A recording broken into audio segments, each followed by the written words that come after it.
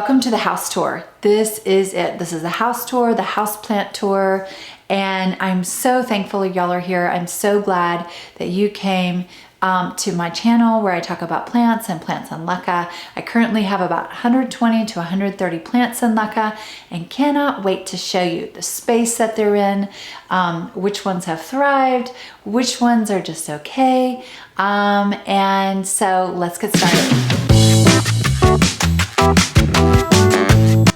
Welcome to our home. Here we go. When we open the door, there's going to be a 15-foot by 11-foot window on the back of the house, and it's overlooking Camp Bullis, which is a military base, and so no one will build back there. We were very blessed to get that piece of property. And then to the right is our music room. I used to have plants in here, but decided I really needed a humidifier for them to do well, so I took all of them out except for this rattlesnake calathea, which is in this really fun little planter that I found pretty recently. And then all the hanging plants that were above the homeschool area, I took those out and just kind of simplified this room, decided it wasn't a big plant room for us.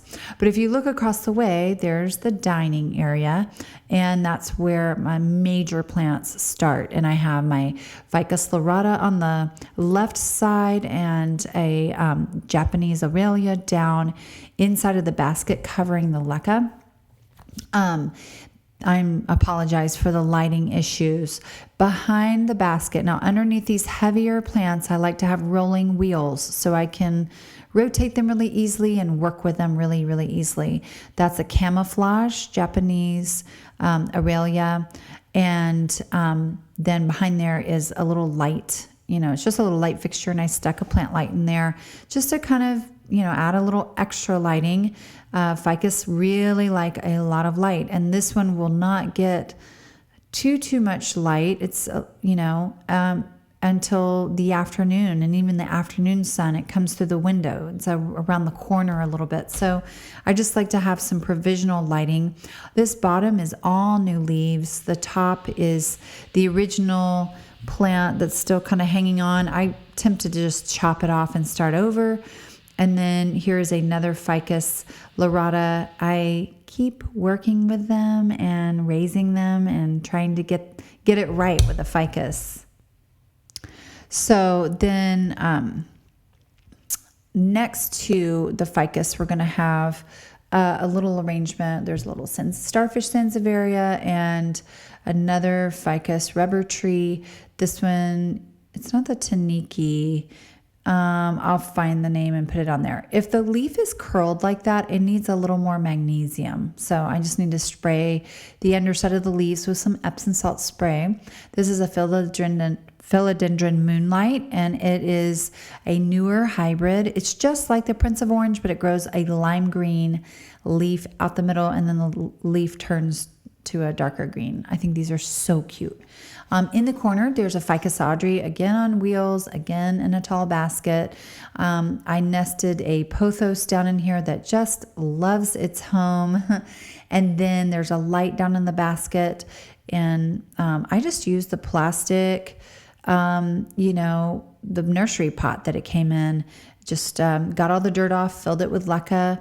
And this one has done really, really well. It's a nice sized tree. And after about 6 months, it's finally getting new little knobbies. So it's about to really, really grow exponentially, which is what I want in this room. I really want trees. They're houseplants, but I really want them to be house trees. So you can kind of see I'm dealing with a lot of height that I need to fill up. Over here, I have another fiddly fig in this really cute basket. It loves life right now. It's always loved being in LECA. You can tell the fiddly fig's the one I've planted later versus the ones I planted at the very beginning. I've gotten better at LECA. And a jungle boogie. Now, this is a philodendron jungle boogie.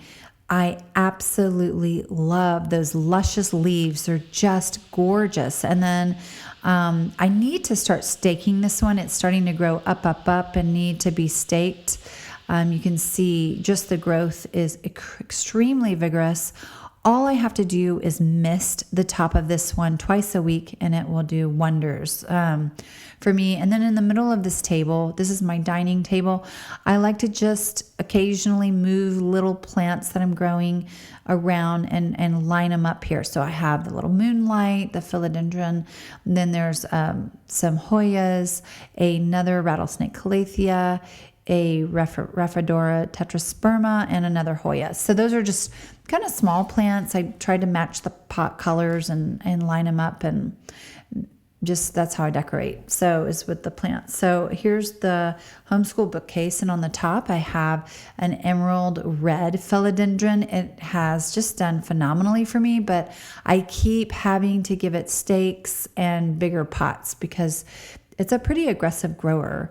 And there is one of my sansevierias, and then an anthurium behind it. That anthurium, the leaves are so long and big. I kind of put them up on top of this bookcase. It gets lots of sun in the afternoon flooding in. There's another sansevieria, and I'll put the name on the screen. I absolutely love this one. It's kind of like a denim sansevieria. There's some, pottery from the local grocery store and a little table I found from TJ Maxx. There's that window again, and thankfully we can bring a lot of the outside in just through having big windows in our house. There's the ZZ plant that is still kind of converting. It's kind of taking a while. Now over here, we're going to go right for the bird of paradise that I planted 4 weeks ago. Look at it. It is so happy. The leaves have flattened out. They're really curly, really mad. There's a little curl left on this bottom leaf, but the top leaves have completely flattened out and are reaching for the ceiling. It loves its place and is growing a new stalk, and is a lechuza planter down here. It is just phenomenal. Now, I don't have any water in the bottom. I'm watering it once a week from above and not letting any water pool in the bottom yet. It still needs to grow some roots down into that great big pot. And I don't want any root rot, so I'm trying to avoid that. There's another bird of paradise on the right side. I've, kind of when I master a plant, I decide to, put it in lots of places. These are phenomenal. This is a little cactus and succulent. There's some sansevierias in here, and it's like a shell that I filled with leca and just seeded some sansevierias in there, and I water it about once every month, 2 to 4 weeks. So again, looking out here, we're closer to the pool now. You can kind of see our view. We're just so blessed with this home. The pots, I try to only do white pots to match the house. And then I have some elephant ears in that pot. And then coming back inside, I have this one hanging basket with a bunch of Hoya Crimson Princess, Hoya carnosa, the Crimson Princess. Just love it. I really like this better than pothos. And so whenever I see them, I grab another one and end up putting them in baskets. And I think it's the variegation on the leaves and the thicker leaf, and the fact that you only water once a month. There's a little orchid a friend gave me, which is so sweet of her. It's so pretty. And then here's the kitchen table. And these are our recovering plants on this kitchen table. Now, we just built this window about 4 years ago. We built this house 15 years ago, so we've had a lot of renovations. But the plants here are all in this jar, and I clean it out every couple of days. But these are plants that just weren't doing great, and so I put them in water. And so we have the bilete that I just got a few weeks ago. I also got this ring of fire I've had for a long time. This is about the third time in water. And then I have this triangularis, which every leaf fell off, and I stuck it in water and it started growing new leaves. It's kind of an aggressive grower. So I always stick a pothos in there to make the roots shoot out faster, and a little super thrive. And then over here, I have a couple of shelves, and I love moving these plants around. They get really great light in the morning. They're right by the kitchen sink, so they're going to get some humidity. Up here, I started this plant from seed. It is a Alocasia regal shields, and kind of just plopped it in a pot with a hole in the side. On the right of that is a Christmas cactus that's been there since Christmas, and then a rickrack cactus. Then down below I have the rugosum philodendron, the pig's ear, which grows very aggressively, Hoya compacta, and then a Sansevieria, variegated whalefin Sansevieria. And I'm going to show you on the right, look at that shoot. It's trying to bend my pot and grow a new, it's going the wrong way. It needs to go up straight, and it's trying to grow out the side. But that one's been super happy from the very beginning. It loves the leca. Here is this new plant I just put in leca, and it already looks happy. I don't think there's going to be any adjustment period for this plant. I found it for under $20 at a destination nursery here in Texas, and then someone's making cookies. And then back here are my counters are 24 inches deep instead of 18. That was custom. When we built the house, I wanted extra deep counters, and so on the back I can put these different plants that I like to propagate, and they're not in the way, but I just wanted some greenery back there. And then you can see this is my view from the kitchen. I just have this simple bird of paradise on either side of the fireplace, and then up on top of the refrigerator is where I put Sansevieria, some moonshine Sansevieria, and then some aloe vera. I'm going to talk about this project under the deer on another episode, but next to the deer, I do have a couple of plants, a pothos and joy and a philodendron, just the green, kind of viney philodendron. And those were started from just a piece, and they've grown into an amazing plant. Those are nice. I only have to water those about once a month still. So we're about halfway through the tour. I just wanted to give y'all a little break, go get some popcorn. We still have this room that I'm sitting in. That's going to be next. And then a couple more rooms. So I decided to take plants out of certain rooms in the house. The kids they didn't care if plants were in their rooms, and they're kind of abusive of the plants, and would like take out the plant light and plug in Game Boy and stuff. So this room though that I'm sitting in, I wanted to be full of plants. So that one's next. I'm really excited. Let's go. Okay, so I'm gonna start right here. This is my sewing room and my craft room. Those are my machines over there and my ironing board. And so on this back wall, I have a window with some really good morning lighting.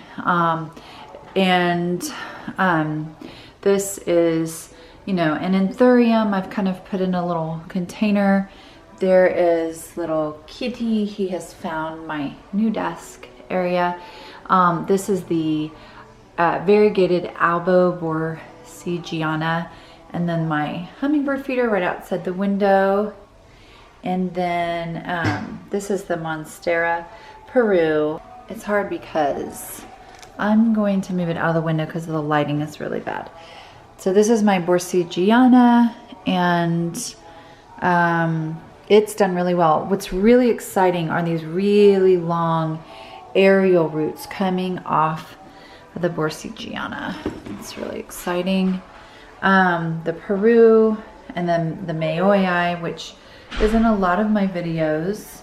And there's a bird's nest fern right there. Now, right here, this is from IKEA. This is a little inexpensive light from IKEA, and I put a plant light in it. And underneath the plant light, I have the magnificent Philodendron lacinatum totem.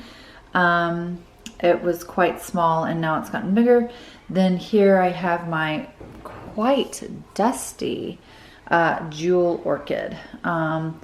And I need to dust it and really find a better place. It really reaches for the light. And so, and then here is, this has grown quite a bit. This was just 2 or 3 leaves. And then I have my first bird of paradise that I got to live in. Here's the thing. I got it to live in the and kind of the gritty mix. I'm really excited about that. And then up here is the divine rickrack cactus.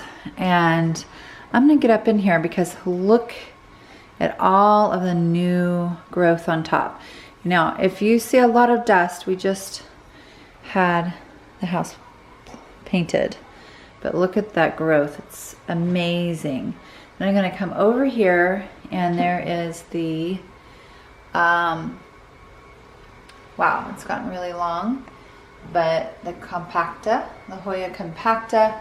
And now I'm gonna back up a little bit because this is my workstation, this table, and it's a, I sew in here, so this is a cutting mat, and I cut on that great big cutting mat. And if I back up, that is my, I made this shelf with these little kind of things I found at TJ Maxx. And then this is actually a cutting board that I found that I really loved. And there's a little, I did a class last week, and so I put this little mini fiddly fig in that, and then that light is not on, but there's another light kind of hanging right there. And I love this pot and this arrangement. I actually have this plant. Wow, it's dusty. I need to go through and dust all these leaves. But this is my Rhaphodora tetrasperma in there. And then I have a Hoya Crimson Queen. And let's see. Oh, an Abovada, Hoya Abovada. And I just have them all nested down in this thing. And it just works. They like the light. And I pour the water in there about once a month. And they drink it all, and they're happy, they're kind of thriving. So that is the room that I sit in when I'm doing my filming. There's the white couch and the dog and my little poofs. Okay guys, so we have quite a few plants left to go. And so I'm gonna do a part 2. Just so y'all know, I post every Monday, sometime during the day. I'm trying to nail it down to 4 p.m. Sometimes I get too excited and I want to do it earlier, sometimes a little later, but around 4 p.m. on Mondays.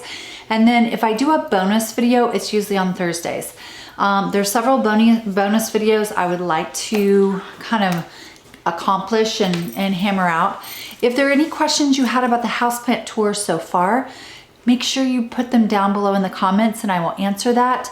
And then I cannot wait to show you the rest of the plants. Have some really cool corners and places where I've been putting plants, and can't wait to share those with you next time on part 2. Have a great week, have a great weekend, have a great life, and we'll see you next time. Okay, bye-bye.